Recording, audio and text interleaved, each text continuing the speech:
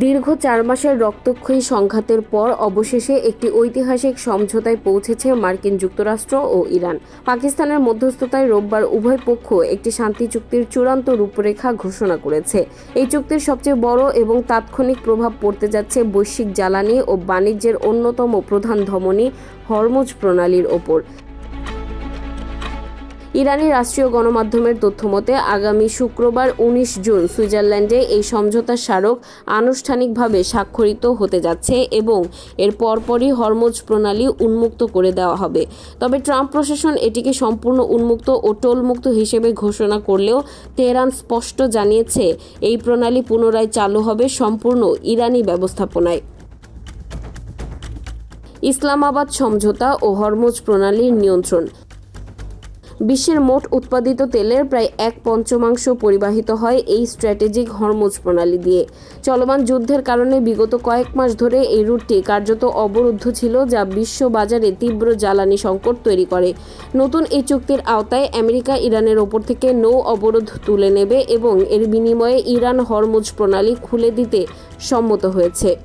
তবে ইরান রাষ্ট্রীয় গণমাধ্যম ইরনা ও মেহের নিউজ জোর দিয়ে বলছে যে হরমুজ প্রণালীর নিয়ন্ত্রণ বা ব্যবস্থাপনা তারা কারো কাছে হস্তান্তর করছে না। ইরানি পররাষ্ট্রমন্ত্রী আব্বাস আরাগচি জানিয়েছেন, হরমুজ প্রণালী আগের মতো থাকবে না। এটি ইরান ও ওমানের যৌথ ব্যবস্থাপনায় পরিচালিত হবে এবং পারাপারকারী জাহাজ থেকে এক ধরনের সার্ভিস ফি বা সেবা শুল্ক আদায় করা হতে পারে।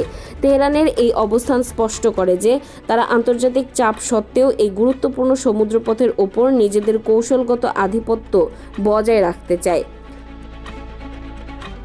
60 দিনের রোডম্যাপ ও আঞ্চলিক শান্তি।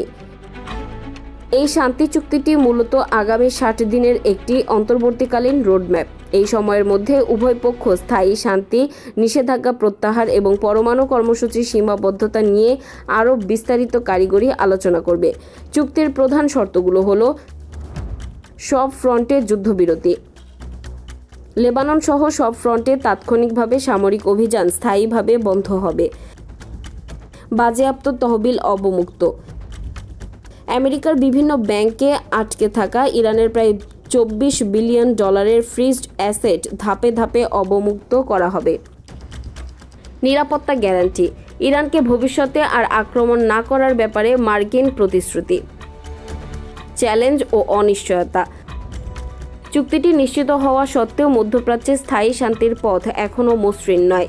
ইসরায়েল ও লেবাননের হিজবুল্লাহর মধ্যকার সাম্প্রতিক পাল্টাপাল্টি হামলা এই চুক্তিকে ঝুঁকির মুখে ফেলতে পারে বলে আশঙ্কা করা হচ্ছে।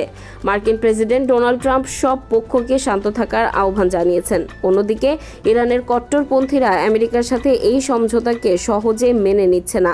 তবে সব মিলিয়ে শুক্রবারের চুক্তি স্বাক্ষর বিশ্ব অর্থনীতির জন্য একটি বড় স্বস্তির বার্তা নিয়ে আসছে।